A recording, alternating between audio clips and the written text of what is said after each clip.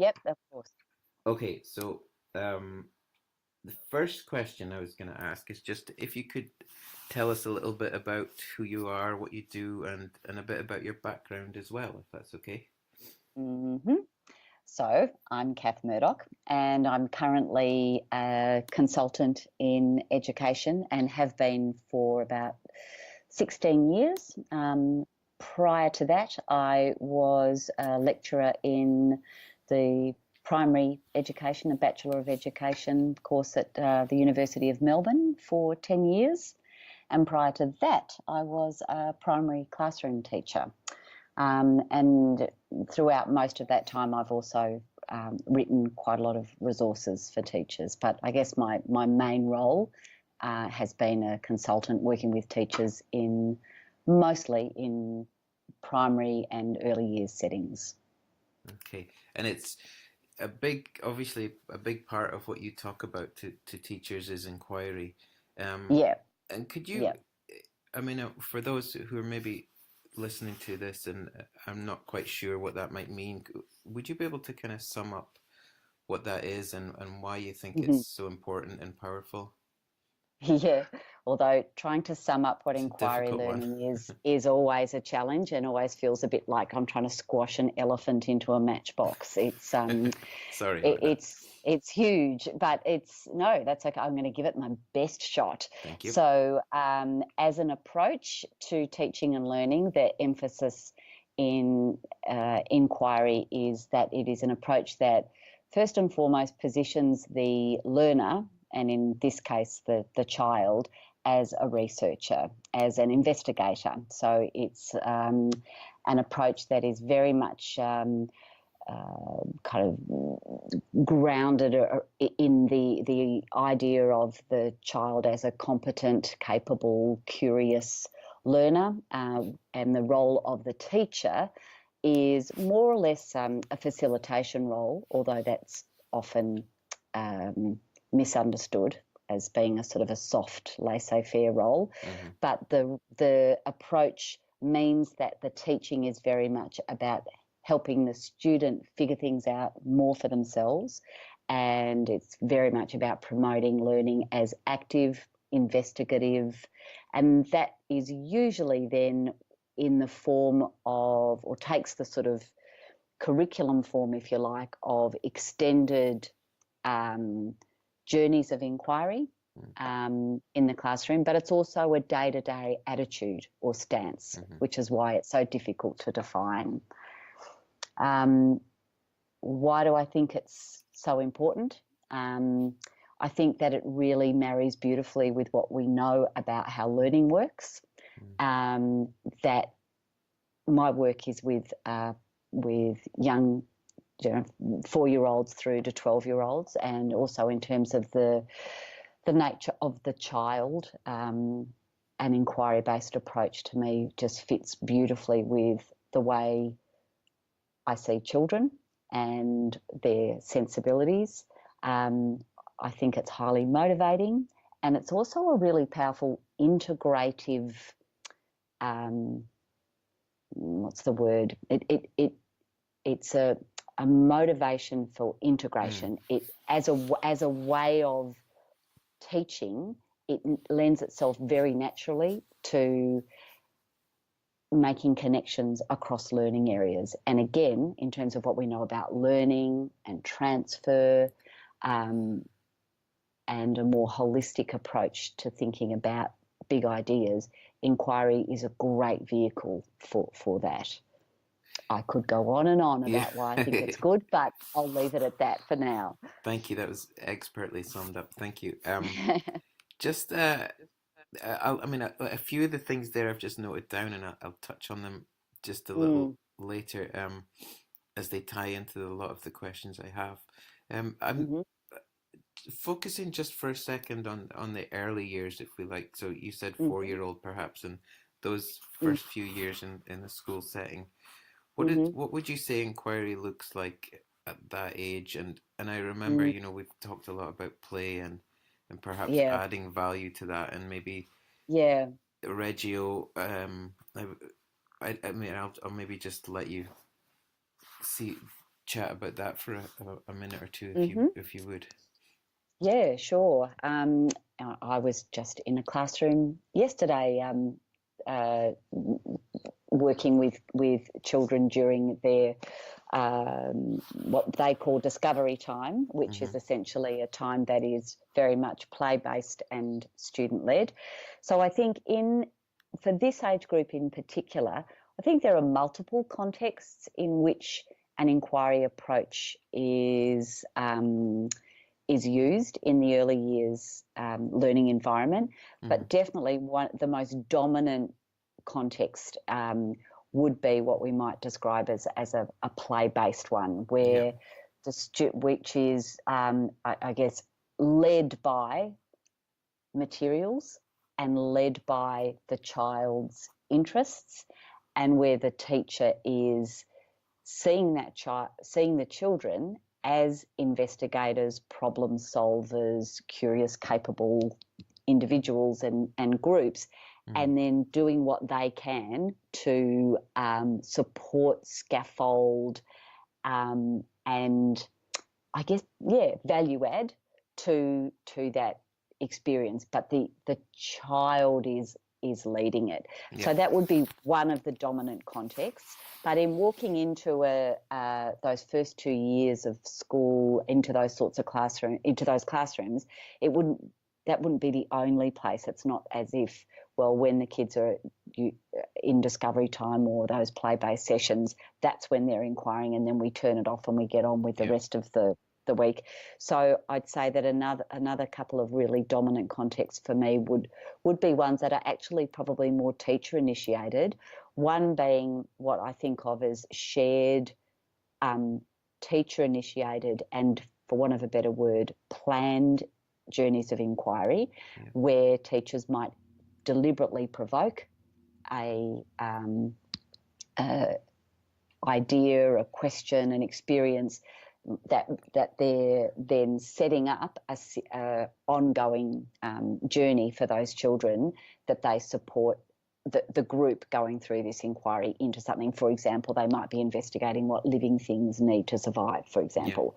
So they're in some ways more formal, a little more planned, but with lots of organic aspects to it too. And then the third context would be still often shared inquiries, but as in the class might be engaged in this together. But I think of these ones as the unexpected pop-up, spontaneous moments. So the things that catch everybody's imagination, whether it's a spider that's on the wall, or a hot air balloon that's accidentally landed on the school oval, or these are things that I have actually seen happen. And then teachers using those,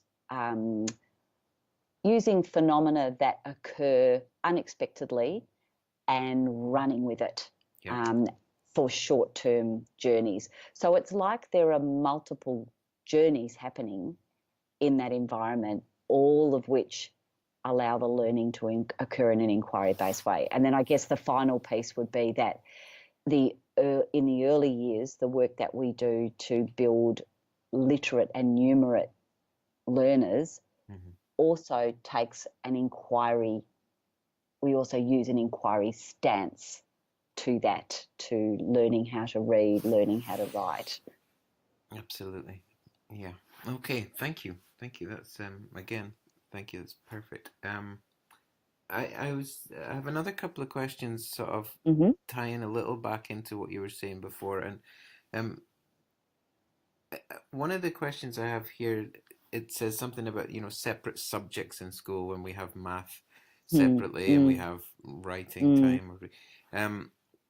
How much can we, and is it possible to have, you talked about these bigger and longer term inquiries that might include several different elements of learning, and so I guess the question is how can we do that? Often they come up, like you say, not deliberately. It's just something that happens. And how often should we have the standalone lessons, and how often should we? I mean, is it possible to be as to plan that out, or is it just sort of see how things go and be be prepared to react to that? Um, it sounds like a politician's answer, but I want to say it's both. Yeah. I think that, but what it depends on, your question started with the how Mm. word. When I think about how do we do this, how can teachers um, devise, design, and facilitate learning experiences that do allow for a connection across learning areas and don't artificially overly fragment Mm-hmm. subject areas, which particularly in the early years is just it can get in the way of learning. Yeah. I think my response to the how, ironically, is to really know your curriculum, really know what it is you're hoping these children might come to understand and be able to do in the time that you have the privilege of guiding their learning. Once teachers have got a deep understanding of those outcomes, and I use the word outcomes in a general sense, not in a curriculum sense, but once if they've got real clarity of that, it's almost as if they can then let it go and not be so panic stricken about covering the curriculum, and secondly, they trust themselves more when that spider captures the attention of all the children and suddenly we want to learn everything we can learn about spiders. The savvy teacher who really understands what are the big ideas, what are the skills, what is it that I want these kids to get out of this, they can see the learning opportunities in that. It's not we're learning about spiders. It's much more I'm going to use this and I'm going to use this to introduce my children to nonfiction texts. I'm going to use this to help them understand more about the way we classify living things. I'm going to use this to practice some of our ethical thinking about, do we get rid of this spider? What do we do about it? So as soon as teachers have got that capacity to have, if you like, a bird's eye view of the curriculum and that they get it, then they trust that the experiences will lead to the learning. But it's when we don't have that grasp of our curriculum that actually, somewhat ironically, we're more wedded to it. So I think that for me is the big how. And I also think collaboration with other teachers is another way that we do it, because we can't always see what the potential for powerful learning is in a little experience. A number of times I've said to teachers, wow, you could really use this. And I'm like, oh, what do you mean? That's just the spider on the wall. So it's also being able to sit around a table and help each other find the possibilities in those provocations. Yeah, that's huge. I think that collaboration piece, I've learned so much about that the last few years, and also what you said, about knowing the curriculum, and we've talked before, I know about, knowing the curriculum, knowing the students, knowing your pedagogy, those three. Yeah, the three. Yep. If you're really, really confident with those three, like you said, the trust that you have in yourself is so much greater, isn't it? And what's gonna happen. Absolutely. Yes. Yeah. Okay. Okay. Just moving on to another one. The last time I came to see your one of your workshops was on learning assets, skills, dispositions, Yep. and again, maybe this kind of, I think you've partly answered this question already, but I mean, in terms of what we're learning about, the bigger picture we've talked about, that is, being the skills and dispositions you develop as a learner. So maybe if you wouldn't mind just explaining what you mean by learning assets, and then also how that maybe takes the pressure off, or maybe the importance is not so much anymore on what it is we're actually learning about, rather than how we're learning, if that makes sense. Yeah, sure. Yep.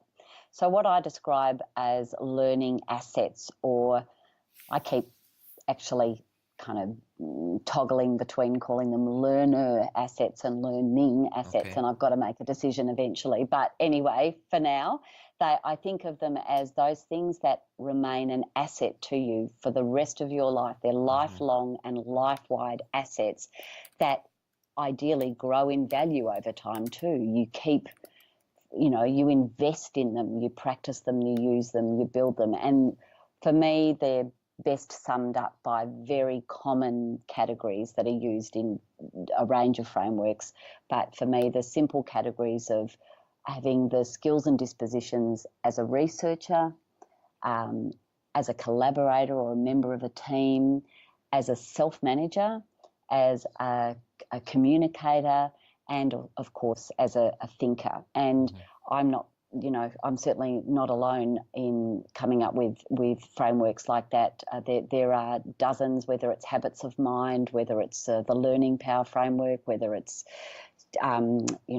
James Nottingham's learning challenge work, the traits of learning. There's loads of them, but I think we're all trying to do the same thing. We're all trying to capture and describe a framework that sits across all learning in the whole school and provides a really important shared language as well.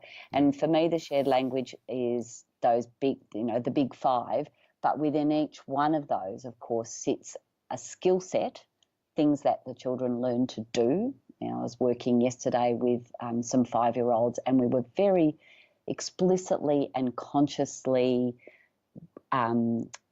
inquiring together into what it meant to be a collaborator. What do you say? What do you do when you're collaborating with someone? But at the end of the session, the kids also identified that in order to do those things, it helps to be, in their words, kind, which is a disposition. So the language is not just about skills, it is also about attitudes or dispositions or traits or whatever we want to call them. These are I mean, you can go to loads of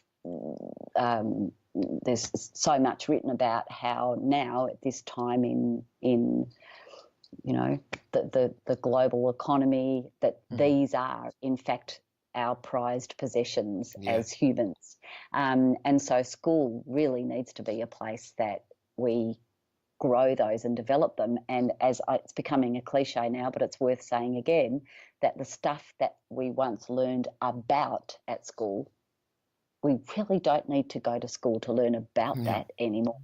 So then it raises that bigger question now of, what's school for then? If we can find that stuff out. And of course, school is or can be seen now as a place where you go to learn. And inquiry, coming back to that as an approach, again, just for me, journeying through an inquiry for kids means that they are naturally employing their capacity and their skills as a researcher, as a communicator, as a collaborator. They have to manage themselves. So it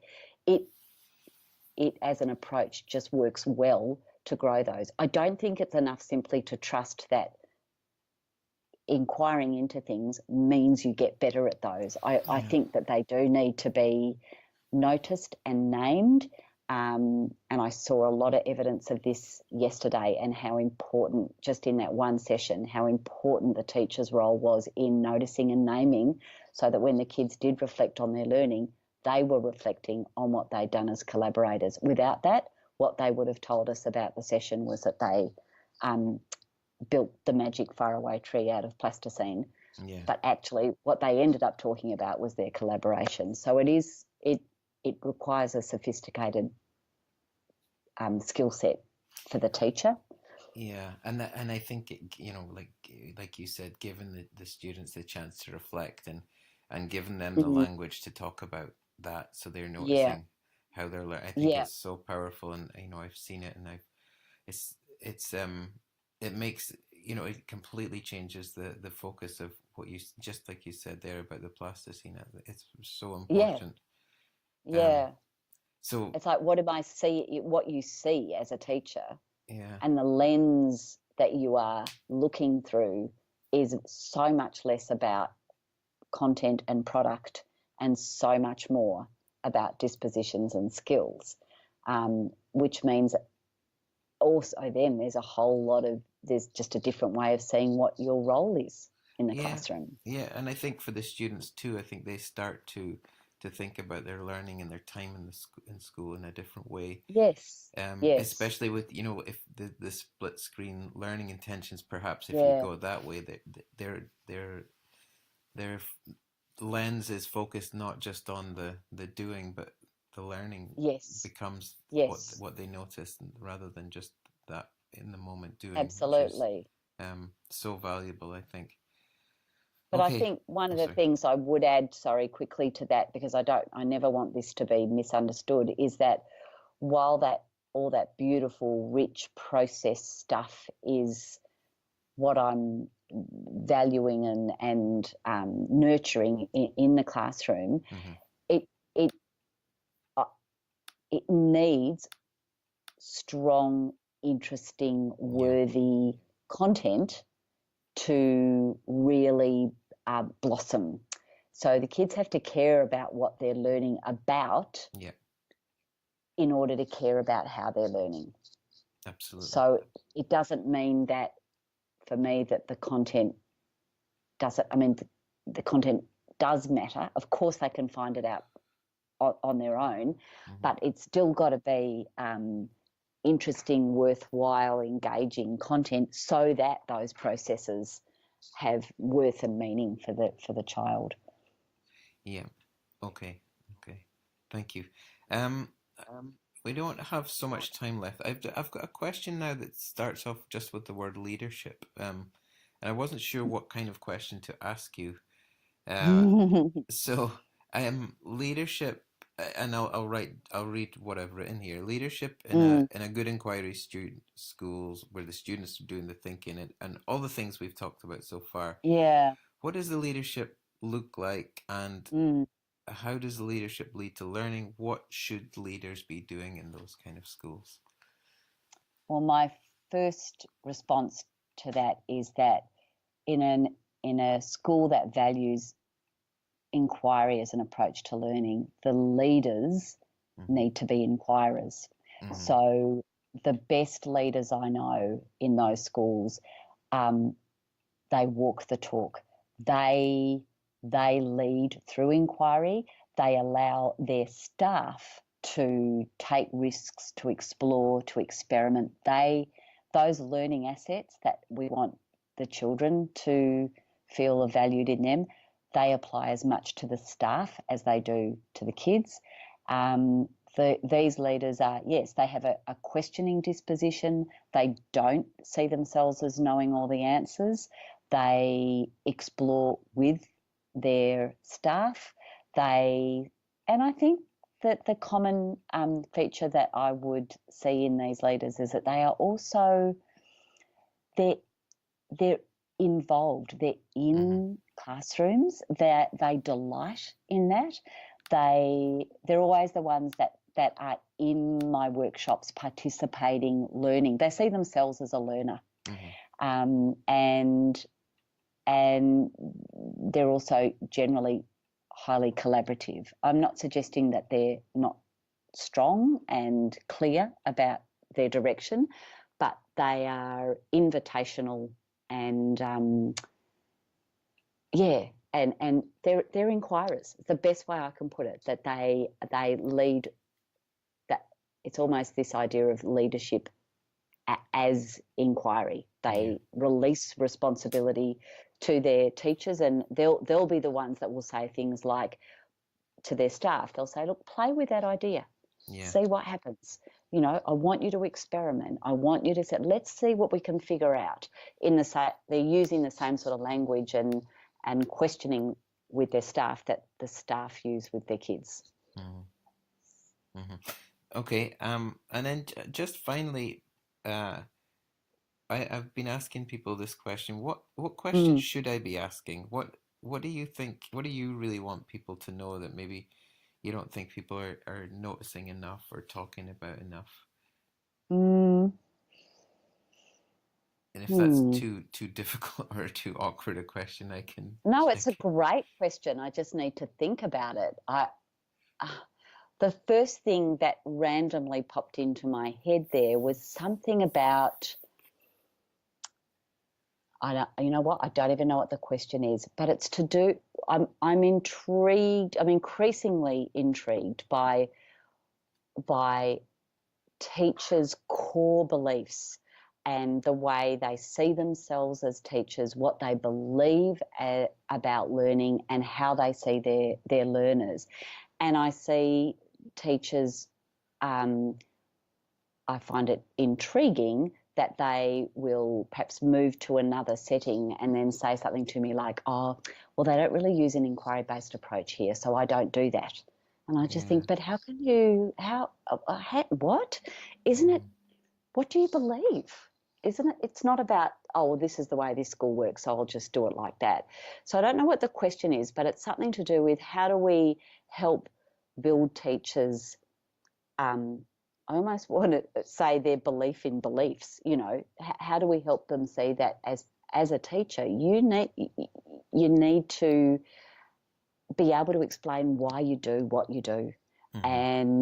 and that it's not simply, you're not there to deliver a program, you're there um, to design and facilitate according to some well-informed principles. You know, I don't really know what I'm asking, but I think it's to do with how can we assist teachers in developing, um, a strong sense of their own Yeah, agency. I love that. I know I really I think I know what you mean, and Mm. yeah, that makes a lot of sense to me. Well, I'm glad it I makes th sense to you, because Yeah. I'm sure if you listen back, you'll go, "What the hell was she trying to Well, say?" I've heard that before, and I think people can Mm, perhaps duck out of things, or maybe just uh, remove a little bit of the responsibility from themselves by placing, by mm, referencing something else that is happening that mm, doesn't need necessarily to have an influence. And I think you can inquire into anything, and and one of the things I'd written down, and I don't think we have time to go into deeper, but just the idea that the curriculum is the curriculum, and that's what the school or mm, the state or the country has decided. But mm. I really, from you and talking to you and reading your books over the years, and others as well, I think you can inquire into anything. If you have Absolutely. the right attitude and the right Yes. questioning and the right students, and well, I think Yeah. everybody would be able to. So yeah, that's thank you for that. That really makes sense. Mm. One more question. Thank you again for your time. Oh, that's You okay. you And I mentioned will have to wind up in a couple of minutes, yeah but you yes, yeah. Just super quick, you mentioned a new Hmm. book. We loved the last one. I think it was one of the most used books in my last two schools, The Power of Inquiry. But Oh, you thank you. mentioned there might be a new one on the horizon.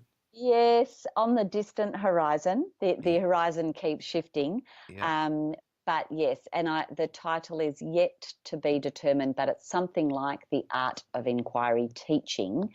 And the Okay. focus is very much on 10 practices that seem to be demonstrated to me time and time again when I go and watch effective teachers in action in an inquiry setting. And so my attempt with this book is to, more concisely than the last book, is to try and provide examples of that. And it's a bit of a nuts and bolts, a how to. Uh-huh. It's pedagogy. It's very much about the how. That's what I spend a lot of time doing. I do a lot of teaching in front of people, and um, I think, yeah, I'm interested in what do inquiry teachers actually do and say. So it's less about the planning and the design and the documentation. It's more about um, the facilitation, the teaching. Well, I look forward to it when it comes. So do I.